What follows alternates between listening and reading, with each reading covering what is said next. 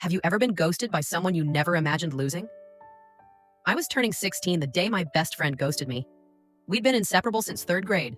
Morgan and Zach, the dynamic duo our teachers couldn't separate. That morning, I woke up to zero texts from her despite our tradition of midnight birthday messages. I figured she was planning something big. Morgan loved surprises and always made birthdays special. Last year, she decorated my entire locker with photos spanning our friendship. At school, she wasn't at our usual meeting spot. She wasn't in homeroom either. By lunch, anxiety churned in my stomach. No one had seen her.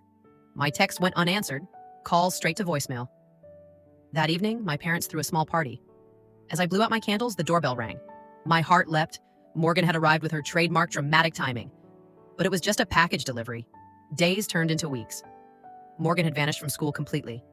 Her social media went dark. Her parents' house appeared empty when I knocked.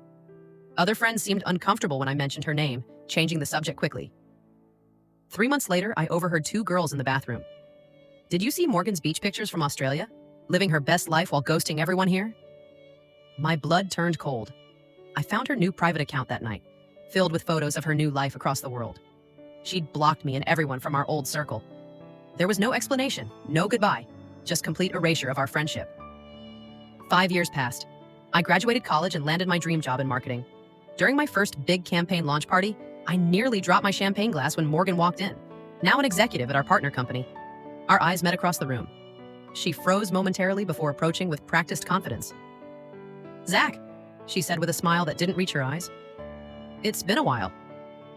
5 years, 2 months, and 16 days, I replied coldly. Not that I was counting. The professional small talk that followed was excruciating. When she excused herself to mingle, I thought that would be it. Another disappearing act. But as the event ended, she handed me an envelope.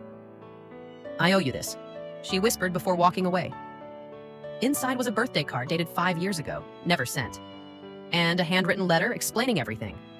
Her parents' sudden divorce, her mother's mental breakdown, the hasty relocation to live with relatives abroad, how shame and anxiety had paralyzed her ability to say goodbye, how she'd convinced herself a clean break would hurt less. At the bottom was her number and a simple question. "Too late for coffee?"